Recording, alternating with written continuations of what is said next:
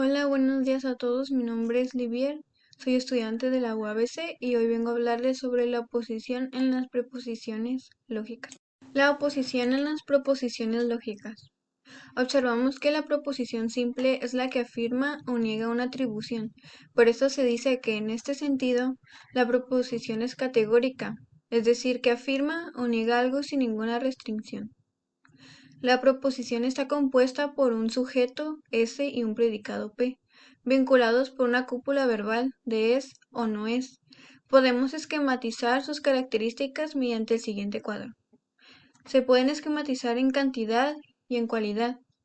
En cantidad encontramos la cantidad universal y la cantidad particular. En cualidad encontramos la cualidad afirmativa y la cualidad negativa. En cantidad universal indica que todo sujeto es predicado o que ningún sujeto es predicado. En cantidad particular dice que algún sujeto es predicado, algún sujeto no es predicado. En cualidad afirmativa dice todo sujeto es predicado, algún sujeto es predicado. Y en la negativa dice ningún sujeto es predicado, algún sujeto no es predicado. De lo anterior desprendemos que en cuanto a las proposiciones categóricas, solo podemos tener 4 combinaciones posibles, las mismas que se ordenan de la siguiente forma. Se puede apreciar que para identificar el tipo específico de proposición se emplea una serie de vocales A, E, I y la letra O.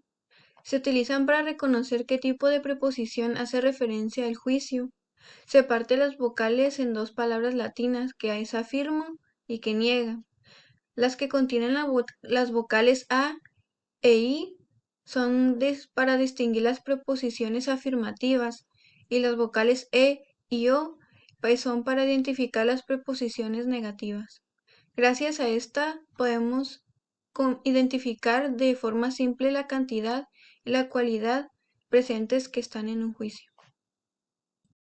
Para que exista una oposición lógica propiamente dicha entre dos proposiciones, se requieren dos condiciones. La primera condición es que las dos tengan el mismo sujeto y el mismo predicado, sin importar la variación con respecto a su cantidad.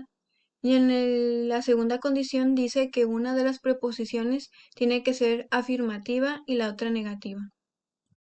Ahora bien, podemos identificar que existen 4 tipos de oposición lógica. La primera sería la contradicción. Quiere decir que surge cuando entre dos proposiciones, una es universal y otra es particular. Una es negativa y la otra es necesariamente afirmativa con el sujeto y el predicado. Deben de ser el mismo. Tienen la misma cantidad y la cualidad, pero ambas son contradictorias porque hay oposición en su cualidad y cantidad. Una dice contrariamente lo que otra también lo sostiene.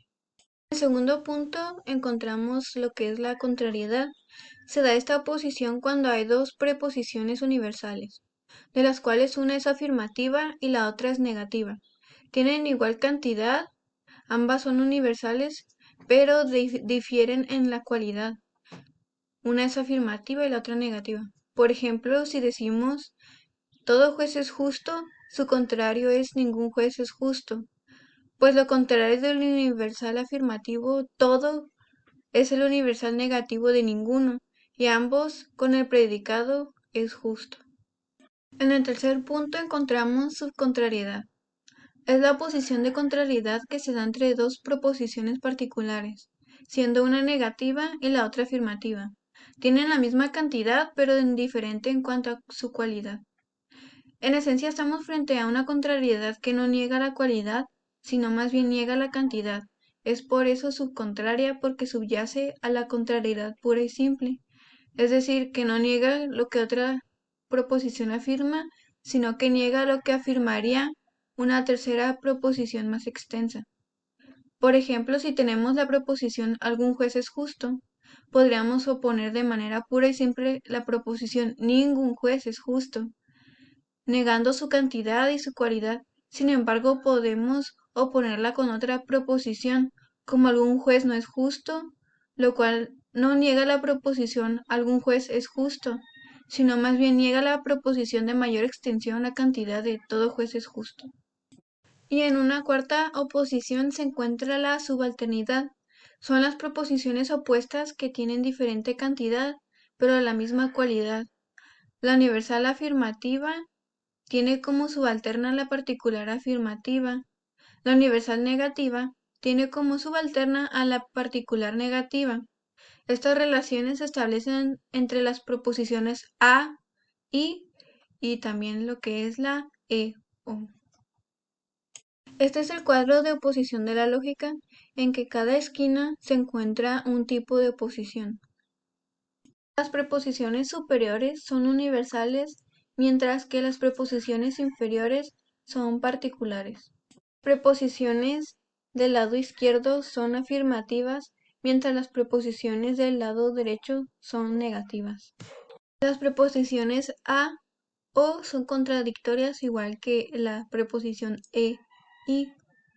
Son contrarias las preposiciones opuestas a, que difieren en cualidad, siendo ambas universales.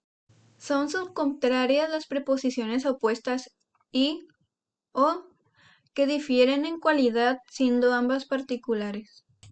Son subalternas las preposiciones opuestas a y las preposiciones o, que difieren en cantidad, siendo ambas negativas o afirmativas.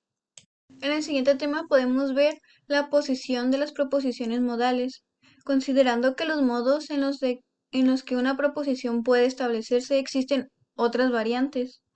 Sin duda resultan de gran utilidad en el ámbito de derecho, pues no solamente trabaja con juicios determinados, sino también según su cualidad y su cantidad, al igual que también con juicios que requieren diferentes modos. Si estamos frente a una proposición modal, cuando una misma proposición requiere de dos maneras o dos modos de consideración, se pueden considerar dos elementos. El primero sería el modo, que quiere decir que es la manera en la que se forma el juicio, y el segundo modo sería el dictum, que es lo que se dice o la significación del modo en la que la proposición se formula. Por ejemplo, tenemos la proposición que es posible que la ley no se aplique, la cual tiene un modo afirmativo que es posible, y un dictum negativo que sería que no se aplique. La distinción entre el modo y el dictum permite identificar la manera efectiva, cuál es el sentido auténtico del juicio que se está enunciando, lo cual resulta muy útil para una adecuada interpretación. Igual es fundamental identificar que las preposiciones, los modales, estén presentes en sus distinciones en cuanto a la cantidad. También puede ser desde el dictum, que es lo que se dice en su proposición, y el modo en cómo se enuncia su proposición. Para identificar de manera más clara las combinaciones explicadas, podemos ver en este esquema.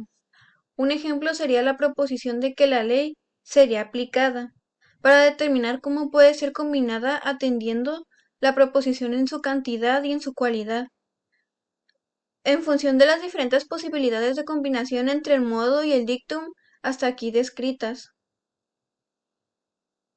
El ejemplo propuesto en su respectiva proposición.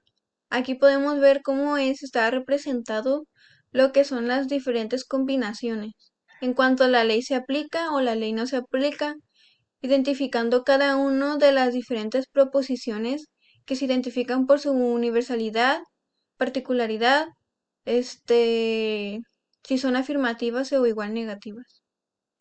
Ahora bien, en la conversión de las proposiciones, para identificar la extensión del predicado hacemos el uso de dos reglas importantes en las proposiciones judicativas. La primera es que las proposiciones afirmativas tienen como un predicado particular, y en la segunda regla dice que las proposiciones negativas tienen como un predicado un universal, como ya hemos visto. Una vez atendidas estas sencillas reglas, podemos comprender de mejor manera cómo opera la conversión de las preposiciones, pues bien decíamos que existen tres tipos de conversiones. La conversión simple consiste simplemente en permutar los términos de las preposiciones universales o de las proposiciones particulares afirmativas sin cambiar la cantidad o la cualidad de ellas mismas. En la conversión accidental se hace intercambiado del sujeto por el predicado y cambia la extensión del enunciado. De hecho, se reduce, o sea que si el enunciado es universal, lo vamos a volver particular. En la tercera conversión es la contraposición, que permite cambiar los términos de cualquier proposición, pero con la condición de anteponer una negativa a cada una de las preposiciones según el tipo de juicio, que puede ser opuesto con cantidad o su cualidad. Como podemos ver aquí, dice unos ejemplos de que ningún mamífero es inmortal, todo inmortal es no mamífero, todo español es europeo, ninguno no europeo es español, ningún hombre es mujer, todo no mujer es hombre. En la equivalencia de las proposiciones lógicas indica que dos fórmulas lógicas son equivalentes si tienen los mismos valores para todos como sus componentes.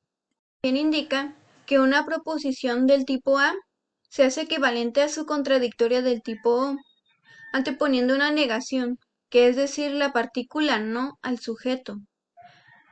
Una proposición del tipo A se hace equivalente a su contraria de tipo E, agregando la partícula no antes de su verbo. Y por último, la proposición del tipo A se hace equivalente a su subalterna del tipo I, poniendo una negación antes y después del sujeto. Por mi parte sería todo, espero que tengan un buen día y que se encuentren bien en sus hogares. Muchas gracias por su atención.